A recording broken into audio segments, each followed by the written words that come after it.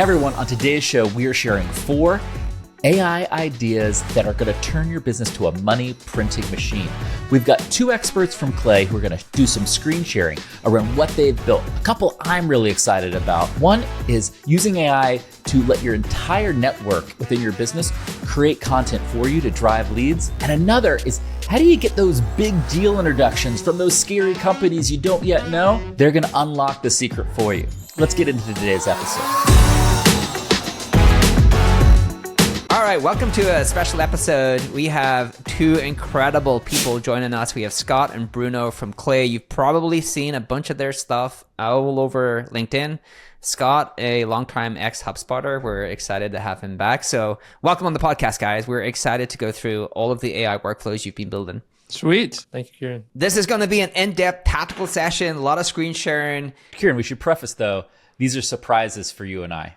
These are surprises. There's stuff AI that surprises. Scott and Bruno have built. So we're not faking any of this. We're getting real-time reaction, and you're going to get our questions like we were running this marketing project being like, all right, how do you do this? Or why did you do it this way? That's what's coming in now. All right, Bruno, you're up first.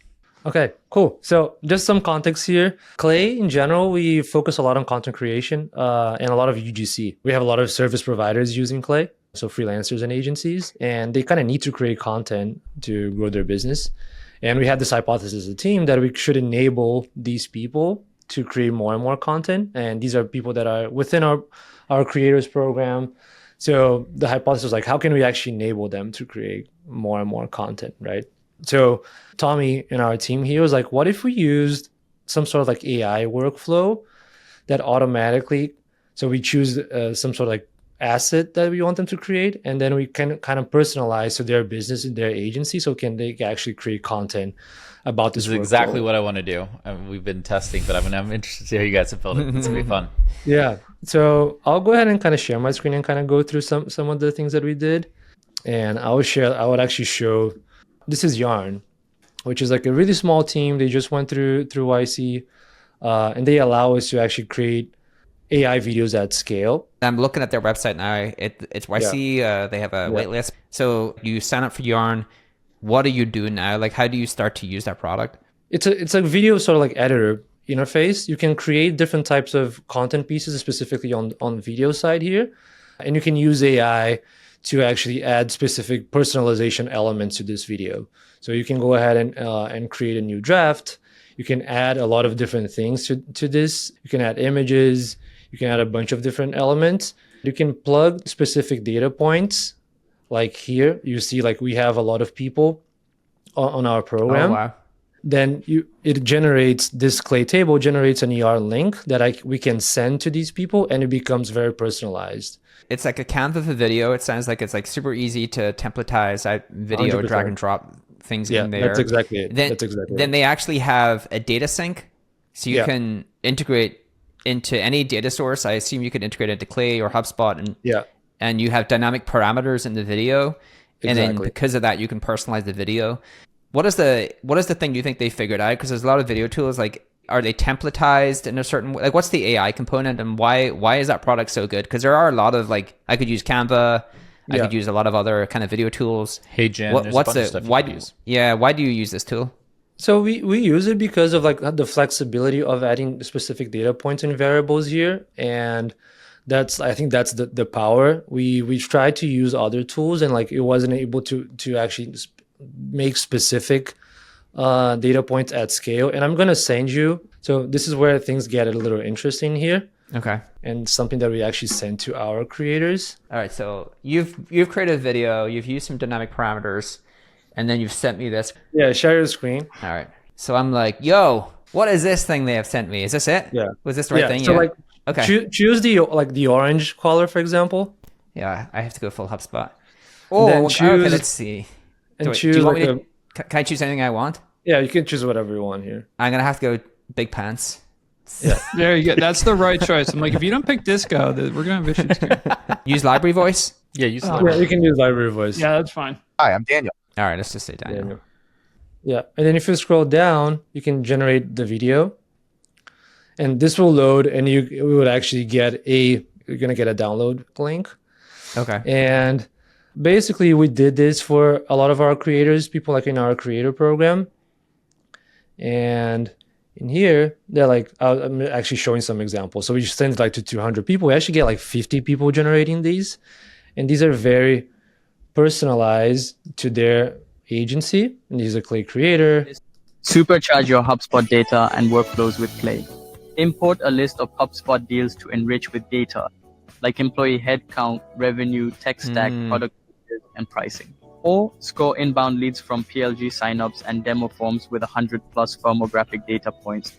I'm Suleiman, a Clay expert. Reach out to learn how you can take your CRM to the next level with Clay.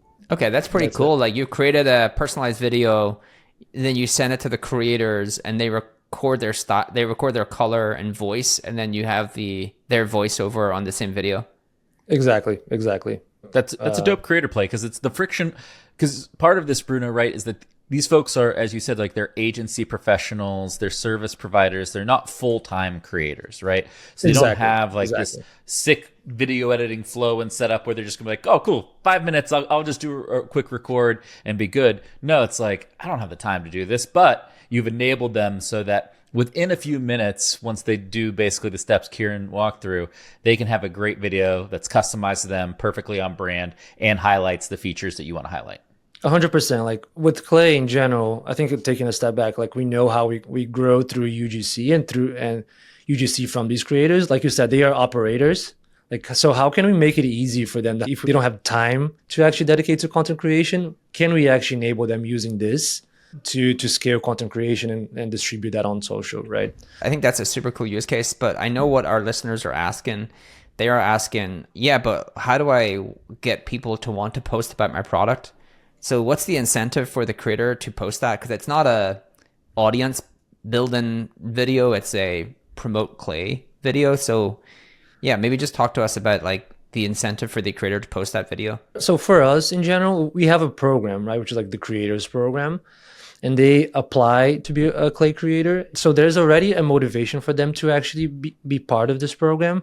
And the sort of like taking a step back, the reason why they want to be part of this program is because they want to be associated with our brand, because this gives them validation of that they know they are an expert within this ecosystem, which is the ecosystem of Clay, right? So for the creator is they're always sharing cool new workflows that they are building within Clay.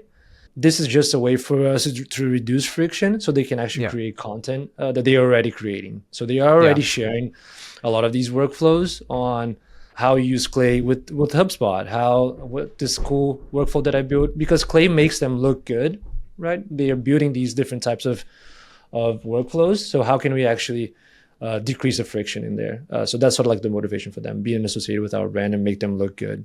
So I think we should get into the next use case, but I think there's immediate things that people can do here. Like, first of all, you can go check out Yarn and start to replicate this. If you have an affiliate program, it's actually a pretty great tool to have your affiliates post things like this. Yes. If you have a customer referral program and have customers who are actually referring your product, I think you can integrate it. You can integrate it into like your customer referral program. And so there are some like ways that you can immediately start to do this. There's also like other use cases that are not like top of funnel that I can see people using, which is there's some sort of like onboarding video that you want to make to people that, like, if you have like a really high scale business, like you're welcoming people to your product, that and making it a little bit more personalized. There's some other elements that are not specific on only top of funnel. We haven't used this for this, but I think there's probably some plays. Have you used 11 Labs, Kieran or Kipp? Yeah, we were using it in some of our AI work. Okay, yeah. I mean, it's similar, right? Like you record on 11 Labs, and it will read your voice back to you and whatever. Same general concept. Yeah. Hey, by the way, I have to tell you about this awesome free guide. AI is transforming marketing, and the best marketers are going to be the ones that lean into it. For me, AI has transformed how I write, how I organize, how I research, especially with Claude 3.5 and now Notebook LM. We just dropped an amazing free guide that's going to help you use AI as your marketing assistant. It includes automation and task workflows that you can use to get AI deeply embedded into the marketing work you're doing. I know you're going to want to check this out. It is down in the link in the description below in this episode. Go click that and check it out. Now back to today's show. On to the second use case. I will share my screen for this one, but first I'll just provide a little bit of context. We found sort of a gap in the market where you have people who are operators and they are doing really interesting work. We'll bring in customers like from Anthropic or from OpenAI who are using Clay, and what they share they're building is completely mind-blowing. It's so fascinating what they're building, but they don't spend the time creating content. They don't post on LinkedIn. They don't go to conferences. They don't do podcasts like this. They're just focused on building. And so we said, what if we can completely reduce the friction in a way where they just need to show up on a call that just appears on their calendar if they opt in, and they can start sharing the cool things that they're building. That's like the background for what the second example is. So I'll share my screen. Cool. So we launched this network called The Guild, and it's essentially this, right? It combines the people that are doing really cool things with those that have really big podcasts like the one we're on right now. And the concept here is that if someone is interested and if they would want to appear as a guest, all they do is they click this and then they fill out a type form and it with just a little bit of information about them. This then goes into a Clay table that we have built, where all we really asked for in the form is, what are you interested in doing? What is your LinkedIn profile? And what do you want to talk about? Because then that comes into Clay. And so we get everyone's LinkedIn profile. And what we do then is we run an enrichment. And so we can pull the information from their profile, such as their name and their title and everything. Then this comes in. And if we like the profile that comes in and we think it would be a good fit, all we do is we click this button, which checks a box, and then that runs basically a Zap. And so it goes into Zapier, we post it, and then it comes back into this product called Bridge. And so now if we just want to basically build this network of people, all we have to do is quite literally check a box, and then it appears here. And so you're looking at my side of the network, but the public side of the network looks very similar. And when you click request intro, that then will come to me from the person who wants to get an intro to, let's say, Josh, and then I can facilitate the intro. So we wanted to set it up this way because, one, there's a lot of people that were interested when we asked. And number two, we want to figure out how can we provide value here and be a bridge, like quite literally, like the product, to connect the two parties. So that's interesting. And, it's like, so what? How can that apply to me? I think if you have this two sides of any network in your business, you can build something along these lines where you're making connections and you're making intros. And another use case that Bruno will show later, maybe next, is related to this, right? Like getting intros to people can be such a faster way to reduce the friction or just provide more value for the product. You're really trying to solve this age-old problem of, I have customers, the customers are doing really cool things with my product or service, and I want to showcase what those customers are doing. And it used to be like, oh, I'll hire a person, they'll do a few case studies every month, and that's how I'll do it. And then it was like we could have a forum and customers will share what they learn. And now you're basically like, hey, I want to apply that to the creator economy and say, how can I build a database of customers, the examples of what they're doing, and match them with people who are actually telling those stories and get them in front of a much bigger audience versus just like a small page on my website that might get visited by a couple hundred people every year. Exactly. Yeah. So imagine, this is the first version, but imagine for Jonathan from Retool or whoever we're talking about, they have this profile page of what they've built, the cool things that they're actually building and what they've done.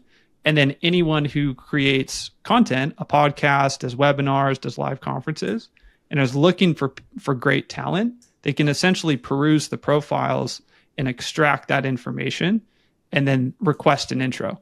So yeah. Can we step through this again? So I want to make sure I'm clear on the value add here. And maybe just like you basically have the form fill.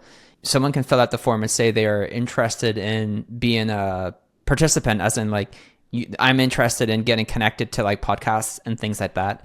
They fill out that, it goes into a Clay table. You enrich that data. What do you enrich the data with? Yeah, like what are the values? Let me pull that up and show you. I have a couple that have been really helpful to look at. So, you get the basics: title, company domain, yada yada. What I actually find really helpful are two things. Number one is number of followers, so I can get an idea for, I like to think of them as like hidden gems. So there's some people that have 200,000 followers, but their engagement isn't very high, buying essentially followers. The other is you have people with actually not a lot of followers, but their engagement is quite high. And so there's another column in here that I run as an enrichment, which basically I do something where you can find posts from someone. So show me all the posts that one person has done. And so I can see post 1, I can see post 2. Then I use Clay to essentially look at all the total number of reactions and then give me, then I do divided by the total posts and I get the average reactions per post. Then this is my favorite metric, is looking at essentially the reaction rate. And so this is the ratio between how many followers do you have relative to the engagement you get per post. And it's not perfect because you can see sample size can be really small for some of these. But basically the lower number, the better, and the higher number, the worse ultimately. And so it's really interesting because you can find just like fascinating people. It's almost validating in itself for some of these folks who we know personally that are truly, truly incredible, but they don't post that much and they don't talk that much. Therefore, they don't have many followers. But for the number of followers that they do have relative to the engagement they get, it's extremely high. So it's really, that's like probably the most helpful metric that we use. Yeah. Yeah, I think there's some really good stuff in here actually, because that's the thing I was curious about. It was just like if all these people are signing up the form, like, are you really having to look through the profile to figure out if they're worth adding to the program or not? But it sounds like you actually have some data enrichments and values that you use and formulas you use to figure out really quickly, are they in a certain framework where you actually think because of these values that they are worth actually adding to the program. Like they are high engagement but under monetized because they don't have a lot of value, they don't have a lot of followers. I really think it's interesting that you can basically pull in someone's like post. When you say posts, you could pull in all their like Twitter posts or LinkedIn posts or like their social posts. Yeah, like pull in their LinkedIn posts. So I can have, your profile's in here, Kieran. So I can pull in, I have your profile, and then I'm reading all your posts and I'm looking at the amount of engagement you get. And I'm looking at your number of followers you have on LinkedIn relative to the average engagement per post you get. And then I can benchmark your profile to Bruno's, to Kipp's. One interesting thing there is actually if you could add in an AI step to run all the posts through an AI step to like categorize and get categories and topics that person posts about. That would be kind of interesting. And then the other thing you do is, okay, then you accept the person and you say, well, this person actually is the kind of person we want in the program. What's the value add then for the podcast? Like, do you pitch the podcast, or do you just say to that person, this is a podcast or this is a asset that you should go and talk to and see if you can get on as a guest? Like, if I join and you're like, I'm the right person, what's the value add to me then? To you, as if you're an operator, or if you're the podcast an operator, both actually. But I know what the value is for the podcast. Like the value for the podcast is going to be, you're going to say, hey, I can find you like people who are truly great at their craft, but are underrepresented, and you would actually never see them because you're looking on social for people who have high follower accounts. Yeah. What's the value? But what's the value for the operator? It's just unlocking, career growth broadly. Like you get leverage do you pitch? I get that part. But do you pitch them? But do you pitch them to the podcast, or they have to pitch themselves? Yeah, no, we do that basically on behalf. And so what we're doing is we have specific podcasts where like we're going to only send you the best people that we can, and essentially it's a trust building exercise. So we send them someone, they say, that was really good. We got someone else. We send them another person. And so it's more of a long-term play because it's a little bit of a gamble. You don't know who you're going to get or the quality. And then for the person who's coming on, I don't usually get to do this. So this is exciting, and they may not have confidence coming in because they're not used to doing it. But what they say is so fascinating and so interesting. They're just don't get a mic put in front of them that often. So I want to say the most important thing in this segment, and then we can go into the next thing that you've done, but actually we haven't really kind of flagged, is that what this really is like a traditional B2B offer for a group of people that you want to build a relationship with, right? So in the most common form of B2B marketing, it's an ebook or a template or a downloadable asset. And you've built something quite unique where you're saying, well, we're going to build a relationship, but the offer for us is we are going to help your career growth, which is actually the thing that most people want help with.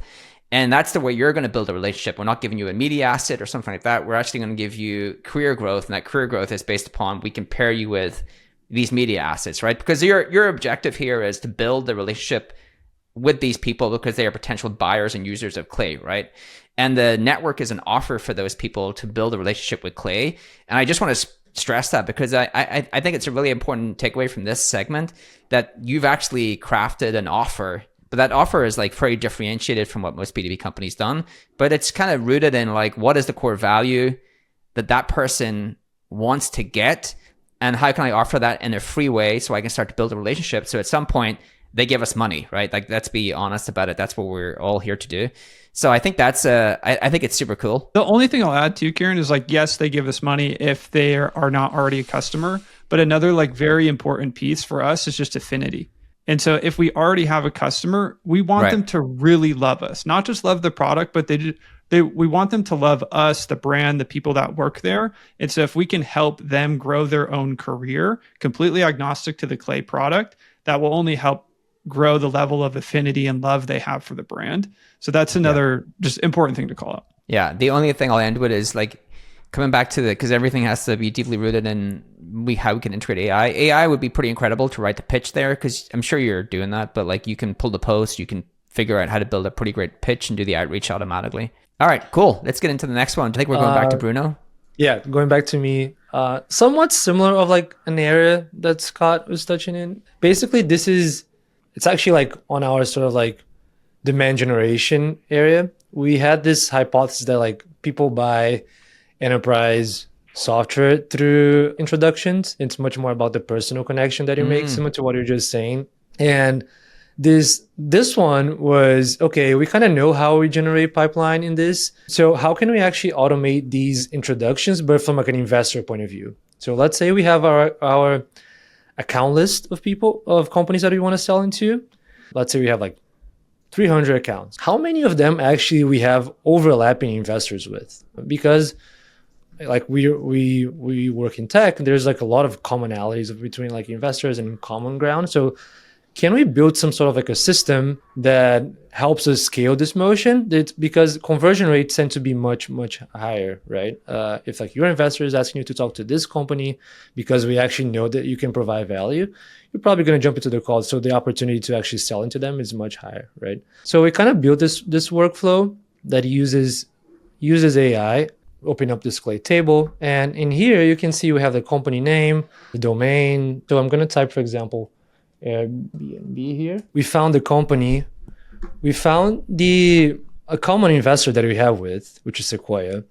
And I'm going to sort of like show how we're actually using AI, which is we could probably figure out how to do this formula here, but we're all marketers. It's going to be a struggle.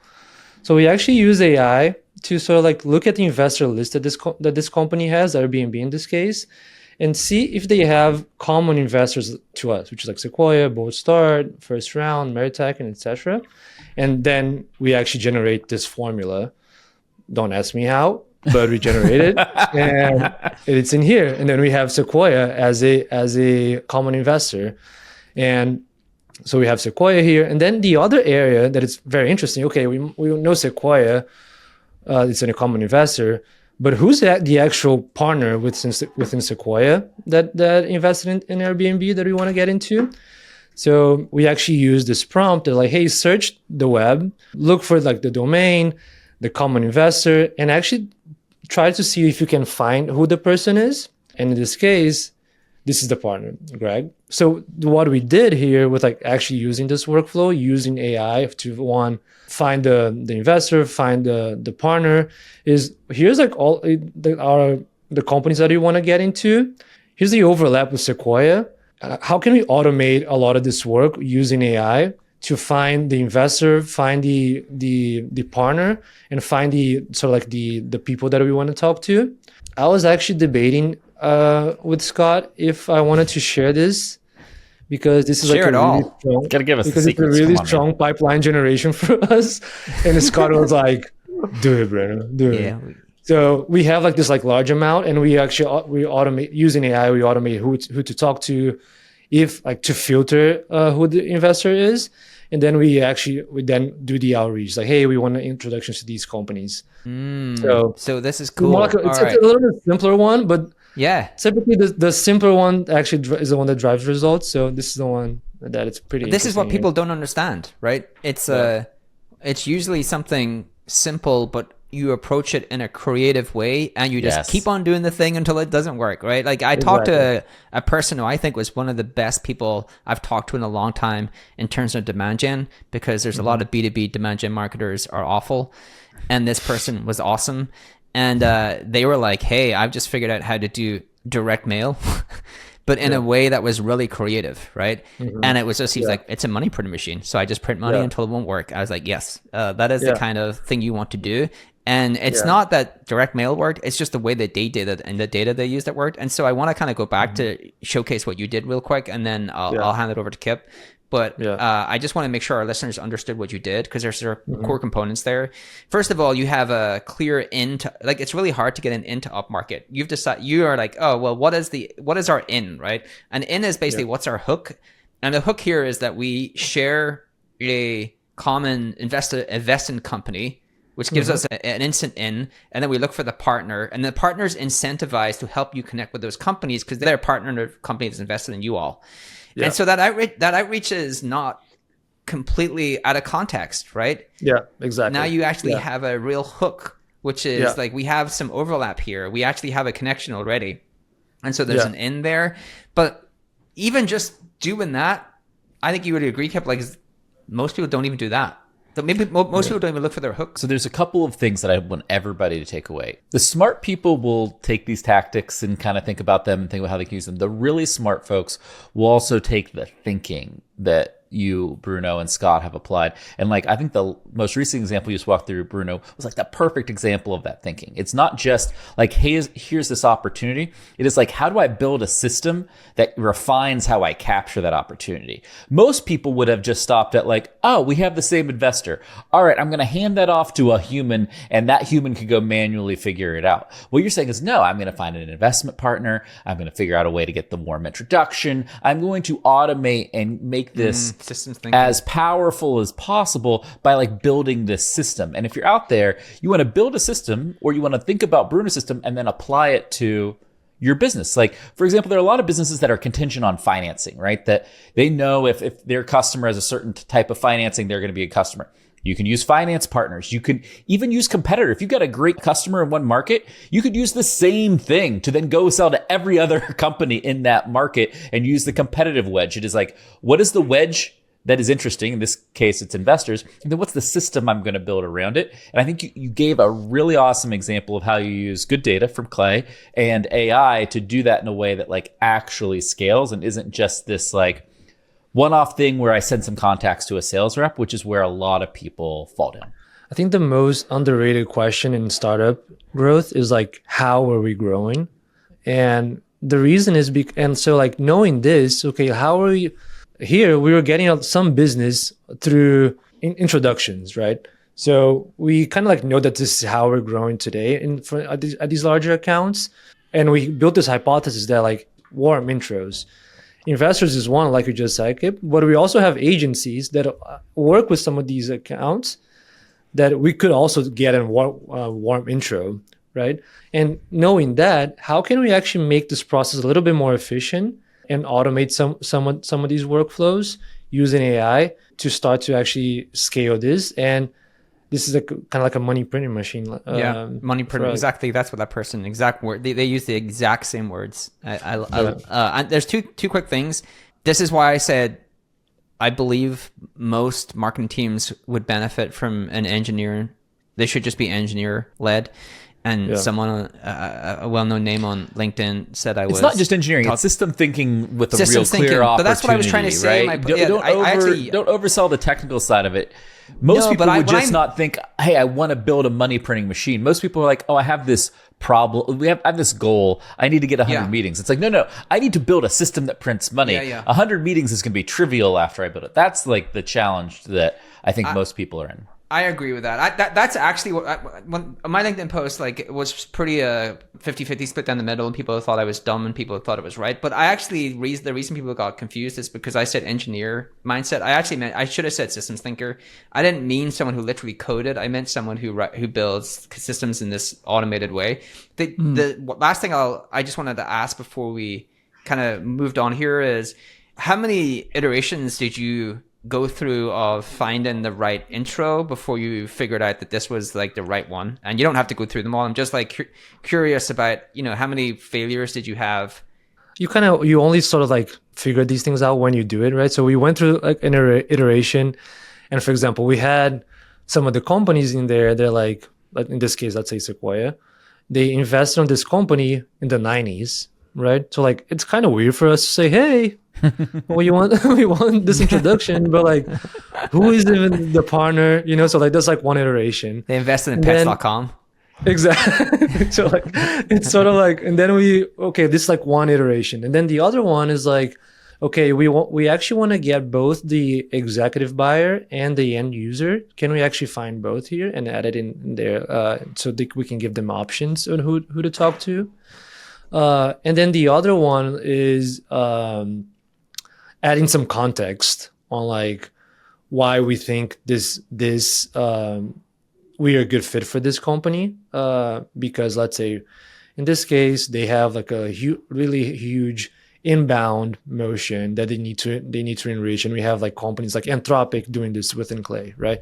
So adding this like additional step was something that we actually didn't think of. So there's like some iterations. The one thing that like I would say too is like we populate all of this data, but these are like our investors, right? It's not anyone that we need to treat them a little bit careful. Yeah. So we're not the final part. We're not automating the final part of actually sending the email. It's not fully automated because we kind of want to make sure we give them a little care. Yeah. I think we are ready for just one note from your comment about engineering, Kieran.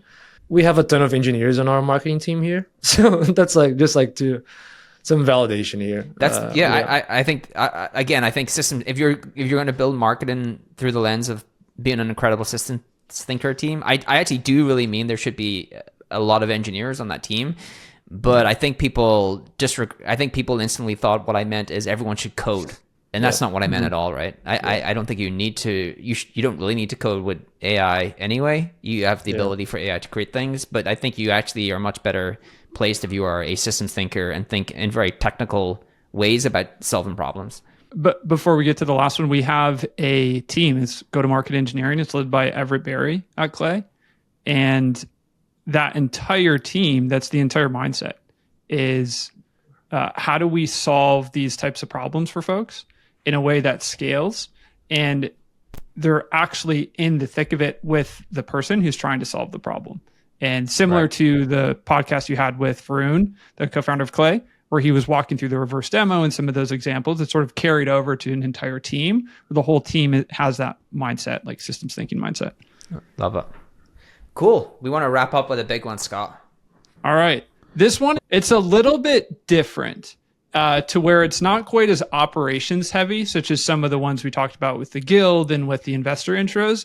It's actually more aligned with the creative side of marketing. But how do we scale the creative side?